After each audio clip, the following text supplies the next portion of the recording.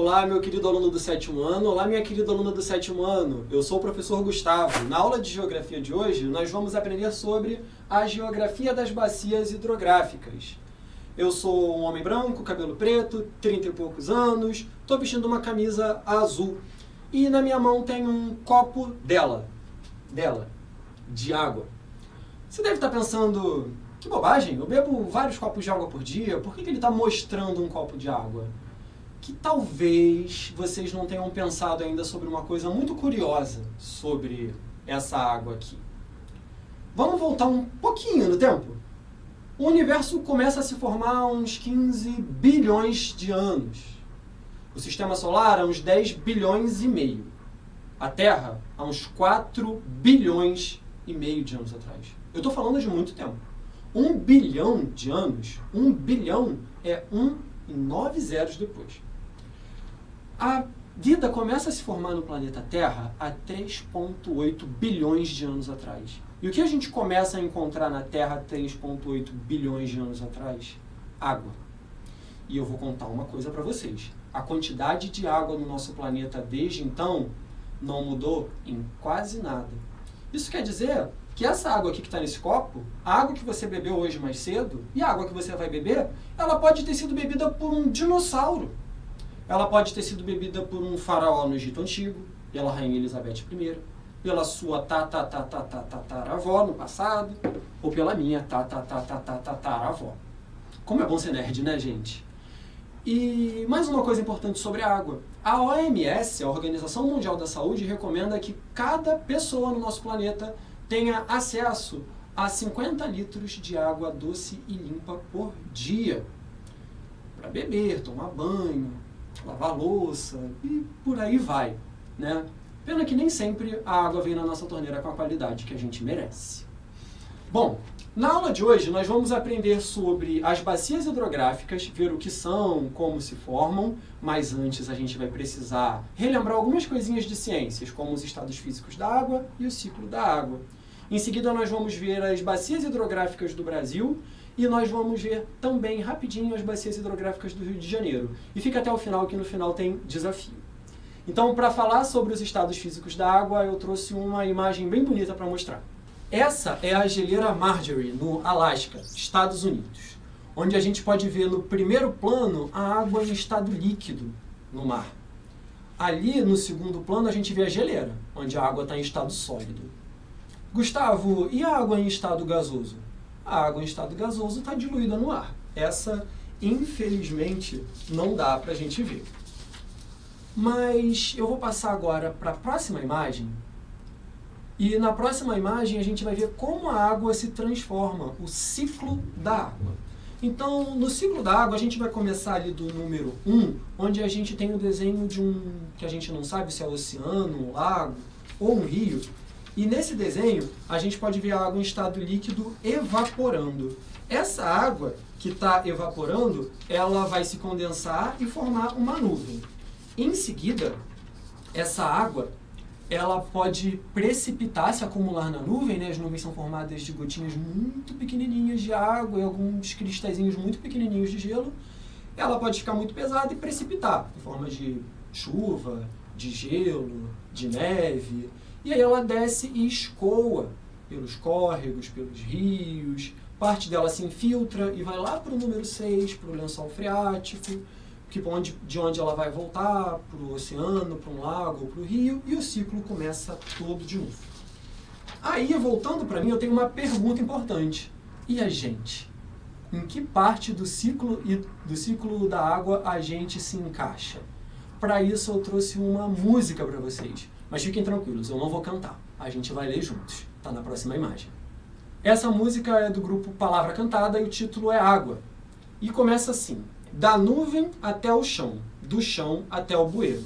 Então está falando da precipitação da água e em seguida está falando dela escoando até o bueiro, que não tinha lá no nosso desenho, mas eu gosto desse ciclo da água aqui.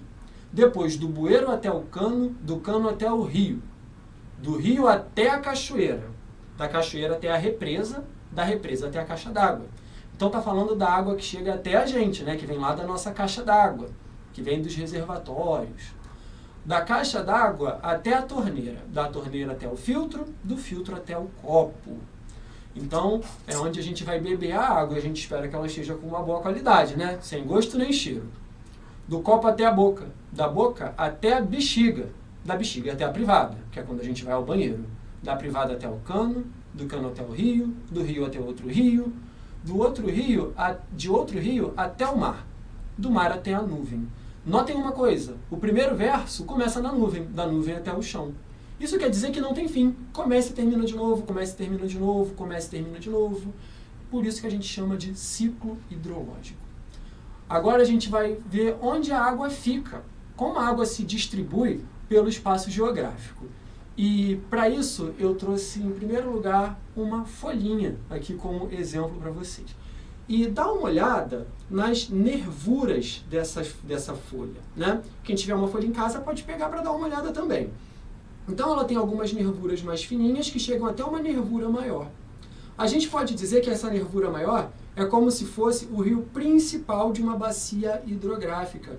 E as outras nervuras, elas são os afluentes, os rios que alimentam essa bacia hidrográfica. Se a gente olhasse bem de pertinho, a gente veria que tem outras que alimentam os afluentes e assim por diante. O rio ele vai ter a sua nascente na parte mais alta, como aqui na minha mão, e ele vai descendo até a parte mais baixa, onde fica a sua foz, a saída. E toda a água que está numa bacia hidrográfica, ela vai descer para o rio principal e sair pela sua foz. Não só a água, mas todo o material que tiver lá. Se tiver sujeira, se tiver areia, vai juntinho. E eu trouxe uma imagem para mostrar isso para vocês. Bom, eu tenho uma imagem com duas bacias hidrográficas desenhadas. Nessa bacia hidrográfica nós temos a nascente, que é onde o rio sai do subsolo e aflora, e vai descendo, onde ele recebe a água dos seus afluentes, e aí é um problema. Se esses afluentes estiverem com as margens deles desmatadas, a gente vai ter muita areia, muito sedimento escoando. Se poluírem com agrotóxico ou com algum resíduo das indústrias, isso também vai para o rio principal. E isso pode ir para o lençol freático, que é a água acumulada lá no subsolo, né? Lá embaixo do chão que a gente pisa. E aí o rio ele vai indo até a sua foz, que é onde ele deságua, onde acaba aquela bacia. E entre as duas bacias que estão desenhadas tem uma linha tracejada. Essa linha tracejada ela é o divisor de águas, onde a água ela pode cair para uma bacia ou para outra. Mas lembrem, a bacia ela escoa toda a água e todo o material que cai nela. Bom, agora a gente vai pensar no nosso país. Nosso país é gigantesco. Nós vivemos no 5º maior país do mundo. E nós temos muitas bacias hidrográficas, né? A gente tem bacias gigantescas como a bacia amazônica, que é a maior do Brasil e a maior do planeta Terra inteirinho. E a gente tem algumas bacias menores, que a gente junta para formar regiões hidrográficas. Por isso, o título desse mapa do IBGE é Regiões Hidrográficas. Algumas são bacias, outras regiões, que juntam várias bacias menores. Temos aí projetado um mapa das regiões hidrográficas do Brasil. Lembrando que nós estamos chamando agora de regiões e não bacias, porque algumas regiões são formadas por mais de uma bacia hidrográfica. Em número 1, em cor de rosa, a gente tem a região hidrográfica do Atlântico Sudeste, onde fica o Rio de Janeiro.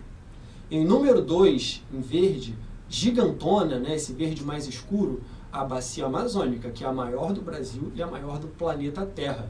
Inclusive dá para ver ali em azul bem forte o rio Amazonas, que também é o maior do mundo, certo? E em número 3, um outro exemplo da região hidrográfica, número 3, do São Francisco, que nasce em Minas Gerais e deságua lá no nordeste do país. Agora, a gente vai voltar para a nossa cidade, vendo a próxima imagem. Nessa imagem, nós temos as subbacias do município do Rio de Janeiro. A gente chama de subbacias porque elas não são bacias completas, né? Mas elas juntas vão formando bacias. E eu destaquei ali a subbacia do rio Sarapuí, que pega o bairro de Bangu. O rio Sarapuí ele deságua lá na Baía de Guanabara, que está sinalizado ali. E agora volta para mim, que eu quero falar uma coisa importante para vocês. Já ouviram falar dos comitês de bacias hidrográficas? Os comitês de bacias hidrográficas, eles são uma representação de várias pessoas da comunidade que se juntam para cobrar do poder público, cobrar dos nossos governantes, cobrar também das empresas que cuidem bem da qualidade da água que chega até a gente. Então, os comitês de bacias hidrográficas são muito importantes.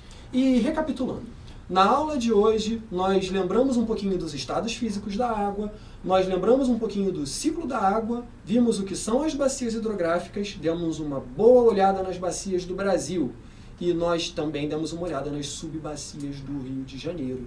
Então agora eu tenho um desafio para você. Vamos projetar o desafio? Então, primeiro, eu quero saber onde nascem os rios, meu pessoal.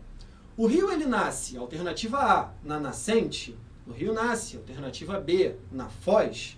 O rio nasce, alternativa C, no leito. A alternativa correta é a A de abelha. O rio ele nasce na nascente. O próprio nome já indica, né? Que é onde ele aflora lá do subsolo e chega até a superfície. Foz é onde ele deságua. Se a nascente é o início, a foz é o finalzinho, certo? E o leito é o caminho que o rio percorre, desde a sua nascente até a sua foz. Vamos lá. O que pode prejudicar a qualidade ou a disponibilidade de água numa bacia hidrográfica? Poluir pode prejudicar a qualidade ou disponibilidade de água? Cuidar das matas pode prejudicar a qualidade ou disponibilidade de água? Estudar pode prejudicar a qualidade ou a disponibilidade de água? Bom, dessas três, a única que pode prejudicar a qualidade e a disponibilidade de água é a poluição. No caso, a poluição, ela prejudica a qualidade de água. O que pode